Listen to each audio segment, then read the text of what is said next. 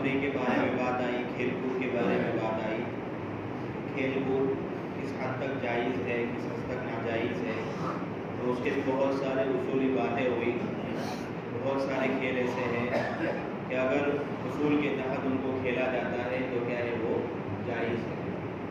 اس میں ایک بات یہ ہے کہ اگر کھیل کود میں شرط دونوں طرف سے لگائی جاتی ہے جیت ہار کے اوپر، تو ایسا کھیل جائز نہیں.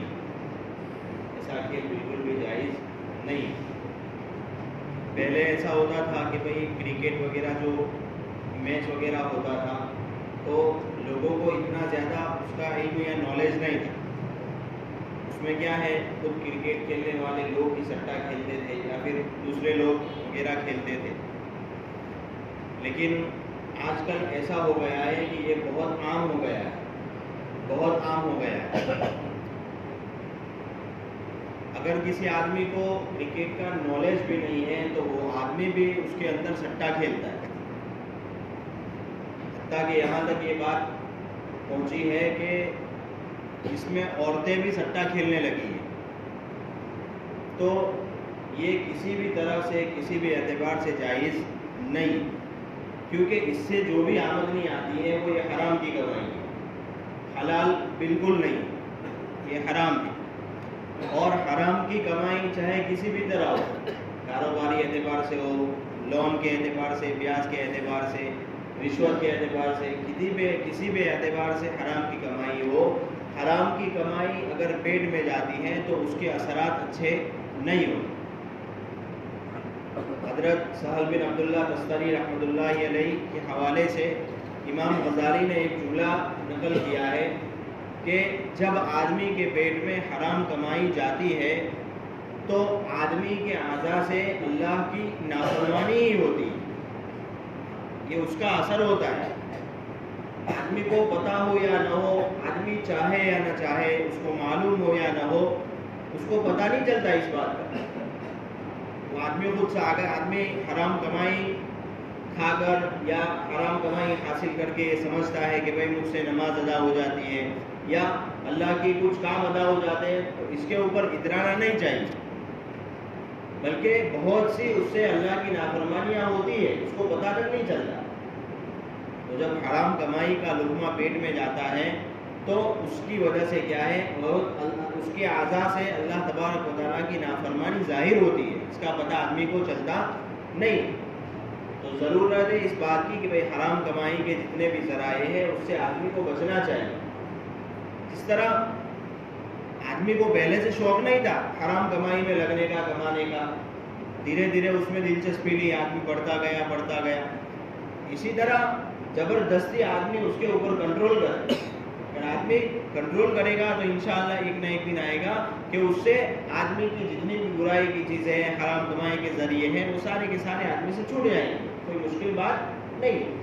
حضرت مفتی احمد صاحب خانپوری نے یہ ساری باتیں کہی اور انہوں نے ایک واقعہ بیان کیا ہے، وہ بذات خود ان کی طرف سے یا کسی دوسری کی طرف سے ہے کہ بھائی ایک بچہ تھا، اس کو کرکٹ کا اتنا زبردست شوق تھا، اتنی زیادہ اس کو دلچسپی تھی کہ وہ بہت زیادہ بیمار ہو گیا اور بیماری کی وجہ سے وہ بستر پر لیٹا ہوا تھا. تو ایک طرف اس کی بیماری کی وجہ سے بستر پر لیٹا ہوا ہے اور ایک طرف جو ہے وہ کامنٹری سن رہا تھا. کسی کا میچ چل رہا تھا لائیو، وہ کامنٹری سن رہا تھا.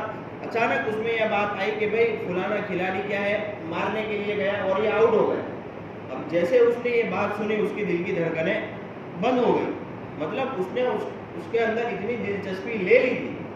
تو اب یہ جو ہے جس حالت میں اس کی موت آئی تو یہ کون کہہ سکتا ہے کہ بھئی اس کی موت جو ہے وہ ایمان کی حالت میں آئی. ایک طرف تو ہم لوگ ایمان کی موت چاہتے ہیں، اللہ تعالیٰ سے دعا کرتے ہیں، دوسرے لوگوں سے دعا کرواتے ہیں. کوئی دعا کرنا ہمارے لیے، ہمیں اللہ تبارک و تعالیٰ ایمان کی حالت میں موت دے. اب آدمی اسباب ایسے اختیار کر بیٹھتا ہے تو پھر اس کی ایمان کے اوپر موت آنا یہ سمجھ میں آنے والی بات نہیں. ہو سکتا ہے کہ اس کی ایمان پر موت بھی نہ آئے، لیکن جب آدمی نے اسباب ایسے اختیار کر لیے ہیں کہ بھائی اس کے دل میں اللہ تبارک و تعالیٰ کا ڈر، اللہ تبارک و تعالیٰ کی معرفت، اس سے زیادہ کوئی اور چیز ہے، تو ہو سکتا ہے کہ آدمی کی موت ایمان کی حالت میں نہ آئے۔ اللہ تبارک و تعالیٰ سے دعا ہے اللہ تبارک و تعالیٰ ایسی موت سے ہماری حفاظت فرمائے اور ایمان والی موت نصیب فرمائے۔ تو بات یہ چل رہی تھی کہ بھائی یہ جو جتنے بھی حرام کمائی کے ذرائع ہیں اس سے آدمی کو بچنا چاہیے۔ بہت سی مرتبہ ایسا ہوتا ہے کہ آدمی اس میں پھنستا ہے تو پھنستے ہی چلا جاتا ہے، پھر اتنا دور چلا جاتا ہے کہ واپس آنے کا آدمی کو راستہ نہیں ملتا۔ قرآن نے اس کی تعبیر کی کسراب بقیعۃ یحسبہ الظمآن ماء، کہ بہت سی مرتبہ ہم لوگ بھی راستے کے اوپر چلتے ہیں، دیکھا ہوگا گرمی کے موسم میں تو جب راستے کی یہ جو سڑک ہوتی ہے ہائی وے وغیرہ کو دیکھتے ہیں ہم کو دور سے ایسا محسوس ہوتا ہے کہ بھائی پانی ہے، ایسا محسوس ہوتا ہے، ہر ایک نے تجربہ کیا ہوگا، لیکن جب اس کے قریب جاتے ہیں تو وہ پانی نہیں ہوتا بلکہ وہ سڑک ہی ہوتی ہے، پھر اس سے آگے وہ پانی نظر آتا ہے۔ تو اس کی مثال قرآن نے بیان کی ہے بھائی جیسے کہ بھائی ایک پیاسا جو ہوتا ہے پانی کی تلاش میں جاتا ہے اور اس کو یہ محسوس ہوتا ہے کہ وہاں پر پانی ہے اور وہ وہاں تک جاتا ہے تو وہاں پر پانی نہیں ہوتا، پھر اس سے آگے چلتا ہے، پھر اس سے آگے چلتا ہے، پھر وہ چلتے چلتے اتنا آگے نکل جاتا ہے کہ اس کو واپس آنے کا راستہ ملتا نہیں ہے۔ آدمی کبھی کبھار گناہوں میں اس طرح پھنستے جاتا ہے کہ اتنا دور اتنا آگے چلا جاتا ہے کہ اس کو واپس آنے کا راستہ نہیں ملتا، پھر وہاں پر کیا ہے پانی نہیں ملتا ہے سوائے اللہ تبارک و تعالیٰ کی ذات کے، اس کا کوئی وہاں حامی اور ناصر اور مددگار نہیں ہوتا۔ تو کبھی کبھار ایسا ہو جاتا ہے، تو جس طرح آدمی کسی گناہوں کے کام میں دلچسپی لیتا ہے، شروع سے اس کو دلچسپی نہیں ہوتی، پیدا ہوتے ہی آدمی کے کانوں میں یا اس کی مطلب رہنمائی اس طرح نہیں کی جاتی کہ وہ گناہوں کے کام کرے۔ کبھی کبھار صحبت کا اثر ہوتا ہے، کبھی کبھار آدمی کا دھیان گناہوں کی طرف جاتا ہے اور وہ اس میں دلچسپی لیتا ہے تو اس کی دلچسپی کیا ہے دھیرے دھیرے بڑھتی جاتی ہے۔ تو جس طرح وہ کسی کام میں دلچسپی لیتا ہے تو اس کی دلچسپی بڑھتی جاتی ہے، تو اس طرح اگر گناہوں سے بچنے کی آدمی کوشش کرے اور زبردستی اپنے آپ کو کنٹرول کرنا ہے اس میں، اگر آدمی اپنے آپ کو کنٹرول کرے گا تو انشاءاللہ ایک نہ ایک دن یہ آئے گا کہ ساری برائی اور سارے گناہ کی چیزیں جو ہے آدمی سے بالکل چھوٹ جائے گی۔ اس کے بعد یہ بات آئی کہ حضرت یوسف نے ان کے سامنے خطرے کا اظہار کیا کہ بھائی مجھے ڈر ہے کہ بھائی بھیڑیا وغیرہ اس کو نہ کھا جائے وغیرہ، یہ ساری باتیں ہوئی تو یہ بات سامنے آئی کہ بھائی حضرت یوسف نے ان کو دو وجوہات کی بنا پر پتہ تو تھا کہ بھائی بھائیوں سے اصل خطرہ ہے، لیکن سیدھا اس لیے نہیں کہا کہ بھائی کہیں یہ نہ ہو کہ ان کا دل ٹوٹ جاوے یا یہ نہ ہو کہ ان کی دشمنی اور زیادہ بڑھ جاوے۔ اس کے بعد اس بات کا تذکرہ ہے کہ حضرت یوسف علیہ السلام حضرت یعقوب علیہ السلام نے بھائیوں سے کیا ہے مکمل عہد و پیمان لیا۔ یوسف کو تم اپنے ساتھ لے جانے کی درخواست کرتے ہو تو مکمل عہد و پیمان دو اس بات کا کہ ہم اس کی حفاظت کریں گے، کوئی تکلیف نہیں پہنچائیں گے۔ اور ان کا جو بڑا بھائی تھا روبیل یا یہودا تو اس کو خصوصیت سے سبل کیا کہ تم ان کی بھوک اور پیاس اور دوسری ضرورتوں کی پوری طرح خبر گیری کرنا ہے، خبر رکھنا اور جلدی واپس آ جانا۔ بھائیوں نے والد کے سامنے حضرت یوسف علیہ السلام کو اپنے منڈوں پر اٹھا لیا، یعنی کندھوں پر اٹھا لیا اور باری باری سب اٹھاتے رہے۔ 10 بھائی تھے اور 10 بھائی باری باری اٹھاتے رہے اور کچھ دور تک حضرت یعقوب علیہ السلام بھی باہر نکلے ان کو رخصت کرنے کے لیے۔ ہوتا ہے نا کبھی کبھار مہمان ہوتا ہے یا اپنا کوئی خاص ہوتا ہے یا محبوب ہوتا ہے تو کیا ہے اس کو چھوڑنے کے لیے آدمی کچھ قدم چلتا بھی ہے۔ جیسے ہمارے یہاں اکثر ہوتا ہے کہ مہمان آتے ہیں بڑے خاص ہوتے ہیں تو ان کو چھوڑنے کے لیے گھر سے باہر بھی رخصت ہونے کے لیے جاتے ہیں۔ ابھی تو کیا ہے یہ سہولت ہو گئی کہ گاڑیاں وغیرہ لے کے آتے ہیں، ورنہ پہلے اگر بسوں تک چھوڑنے جانے کا ہوتا تھا تو گھر کا کوئی بڑا فرد بھی کیا ان کو وہاں تک چھوڑنے کے لیے رخصت کرنے کے لیے جاتا تھا۔ یہ محبت کا تقاضا ہے۔ جس طرح محبت کے تقاضے میں حضرت یعقوب نے کہا تھا کہ مجھے ڈر ہے اس بات کا کہ بھائی کیا ہے اس کو بھیڑیا نہ کھا جائے، اس سے یہ بات بھی ملتی ہے کہ بھائی جس طرح حضرت ابوبکر صدیق رضی اللہ عنہ اور حضور صلی اللہ علیہ وسلم جب غار میں چھپے ہوئے تھے، کفار لوگ آپ کو تلاش کر رہے تھے تو حضرت ابوبکر کو ڈر ہوا کہ کہیں کفار لوگ کیا ہے آپ کو تلاش نہ کر لے اور آپ کو کوئی تکلیف نہ پہنچا دے۔ حضرت ابوبکر کا ڈر جو تھا وہ پیار محبت عشق محبت کی وجہ سے تھا کہ وہ حضور کو تکلیف ذرہ برابر بھی تکلیف پہنچانا چاہتے نہیں تھے. تو کچھ ناسمجھ لوگوں نے یہ بات کہہ دی ہے کہ بھائی حضرت ابو بکر جو ہے کیا ہے وہ بزدل تھے. حالانکہ یہ بزدلی نہیں ہے. بھائی محبوب کو تکلیف پہنچ جائے یا تکلیف کا اندیشہ ہو تو اس سے کیا ہے جو آدمی محبت کرتا ہے تو اس کا دل اس بات کو گوارا نہیں کرتا کہ بھائی کیا ہے محبوب کو تکلیف پہنچے. تو یہ کیا ہے بزدلی کی بات نہیں ہے. تو اس بار کیا ہے حضرت یعقوب نے حضرت بھائیوں سے کیا ہے سب سے عہد و پیمان لیا اور یہودا کو سپرد کیا. اب جہاں تک حضرت یعقوب کی نظر گئی وہاں تک تو بھائیوں نے حضرت یوسف کو کیا ہے اپنے کندھوں پر اٹھا کر رکھا. اور اس کے بعد امام قرطبی نے یہ بات لکھی ہے کہ جیسے ہی بھائی حضرت یعقوب کی نظروں سے اوجھل ہوئے, مطلب اتنی حد تک پہنچ گئے کہ وہ حضرت یعقوب کو نہیں دیکھ سکتے تھے, حضرت یعقوب ان کو نہیں دیکھ سکتے تھے. حضرت یوسف جس بھائی کے کندھے پر تھے اس بھائی نے حضرت یوسف کو زمین پر پٹک دیا. یہ بات امام قرطبی نے لکھی ہے. پھر اس کے بعد حضرت یوسف علیہ السلام جو ہے چھوٹے بچے تھے. اب ظاہر سی بات ہے کہ چلنے میں دوڑنے میں چھوٹے بچے جو ہے بڑے لوگوں سے پیچھے ہی رہتے ہیں ان کے, کیونکہ چھوٹے چھوٹے قدم ہوتے ہیں ان کے, بہت بڑے بڑے قدم نہیں رکھ سکتے.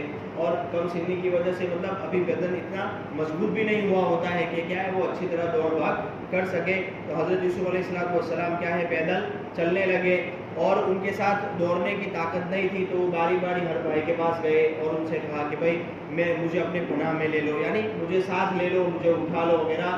تو ہر بھائی نے ان کو کیا ہے دھتکار دیا اور سب لوگوں نے مل کر یہ بات کہی کہ بھائی جاؤ اپنے 11 ستاروں اور چاند سورج کو بلاؤ, جنہوں نے جو تم نے خواب میں دیکھے تھے ان کو پکارو, وہ تمہاری مدد کے لیے آئیں گے.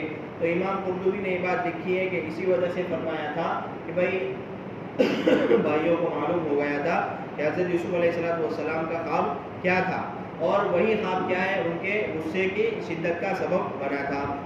آخر میں حضرت یوسف علیہ السلام یہودا کے پاس گئے, کیونکہ آخر میں حضرت یعقوب نے یہودا کو سپرد کیا تھا.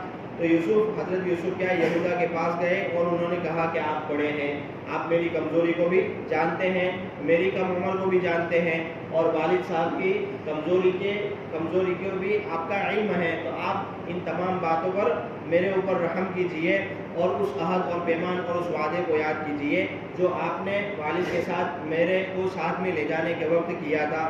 تو یہ کیا بات ہوئی کہ آپ اس عہد و پیمان اور وعدے کو بہت جلدی بھول گئے. یہ سن کر یہودا کو رحم آ گیا اور ان سے کہا کہ جب تک میں زندہ ہوں یہ بھائی تجھے کوئی تکلیف نہیں پہنچائے گی. تو اس سے وہ خواب کی تعبیر بھی ظاہر ہوئی 11 بھیڑیوں والی. تو 10 بھیڑیوں نے گھیر لیا تھا, تو ایک بھیڑیوں نے کیا ہے ان کے حضرت یوسف کے اوپر حملہ کرنے سے روکا. تو یہ اس بات کی تعبیر تھی کہ بھائی جو ایک بھائی ہے وہ ان کو بچائے گا. اب یہودا کے دل میں اللہ تبارک و تعالیٰ نے رحمت اور صحیح عمل کی توفیق ڈال دی. تو یہودا نے اپنے دوسرے بھائیوں کو خطاب کر کے کہا کہ بھائی قتل انتہائی جرم عظیم ہے, اپنے بھائی کا قتل کرنا یہ انتہائی جرم ہے, بہت بڑا جرم ہے. اللہ تبارک و تعالیٰ سے ڈرو اور اس بچے کو کیا ہے اس کے والد کے پاس پہنچا دو. البتہ اس سے یہ وعدہ کر لو کہ یہاں پر یہ جو کچھ بھی ہو رہا ہے وہ اپنے باپ کو جا کر نہ کریں. یہ بات سارے بھائیوں کے سامنے یہودا نے کہی. اب بھائیوں نے جواب دیا, جب بھائیوں نے دیکھا کہ بھئی یہودا کی بات مطلب یہودا جو ہے یہاں آ کے پلٹ گئے ہیں, تو بھائیوں نے یہ بات کہی کہ بھئی ہم جانتے ہیں کہ تمہارا کیا مطلب ہے, تم یہ چاہتے ہو کہ بھئی باپ کے دل میں کیا ہے مکمل طور پر اپنا مرتبہ قائم کر لو اور سب سے زیادہ کر لو. بھائیوں نے دیکھا کہ بھئی یہودا یہ ساری باتیں کہہ رہا ہے تو ہو سکتا ہے اس کا مقصد یہ ہو. اب ظاہر سی بات ہے جب واقعہ ابا کو پتہ چلے گا تو ابا کے سامنے یہ بات آئے گی کہ بھئی یہودا نے روکا تھا ان تمام کو اور حضرت یوسف کو بھی بچایا تھا. تو باپ کی محبت یہودا کی طرف زیادہ بڑھ جائے گی, یہودا کا مقام باپ کے نظر میں زیادہ ہو جائے گا. تو بھائیوں کو یہ لگا کہ بھئی اپنا مقام بڑھانے کے لیے تم یہ سب کر رہے ہو, اس لیے سب بھائیوں نے مل کر یہ بات کہی کہ اگر تم نے مزاحمت کی, مطلب تم نے ہمیں روکنے کی کوشش کی, تو ہم حضرت یوسف کے ساتھ تمہیں بھی کیا ہے قتل کر دیں گے. اس کے آگے اور بھائیوں نے کچھ باتیں کہی اور یہودا نے بھی کچھ باتیں کہی. انشاءاللہ اس کا تذکرہ آئندہ کر لیں گے.